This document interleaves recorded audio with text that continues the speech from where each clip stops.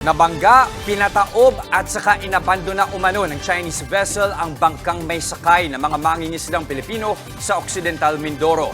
Natuntun na raw ng Philippine Coast Guard ang Chinese vessel at nakontak na rin nila ang pantalan kung saan ito dadaong. Nasa frontline ng balitang yan, si Brian Basa. Sira-sirang mga katig at nakataob na.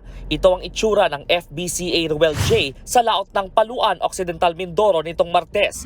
Binangga ito ng bulk carrier na MV Tai Hang 8.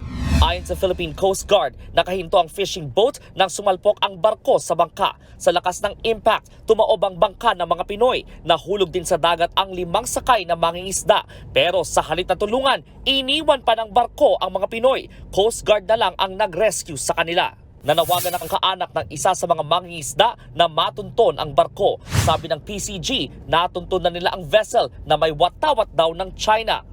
The report says that the vessel is Chinese flag, and we now are coordinating with the flag state. May existing protocol tayo to go after maritime offenders of that nature. Huli raw na mataan na dumaan ang Chinese vessel sa Sibutu Strait. Nakontak na rin ng PCG ang pantalang daraungan ng barko. Makikipag-usap na rin nila sila sa China. Giit din ng Coast Guard. We will be very serious on this. So this goes through with any users of our seas.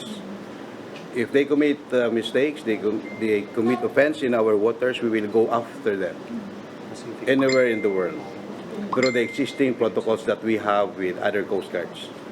Wala pang pahayag kaugnay niyan ang China. Nagbabalita mula sa Frontline, Brian Basa, News 5. Mga kapatid, Jess De Los Santos po, huwag magpahuli sa mga umaaksyong balita at napapanahong issue sa bansa.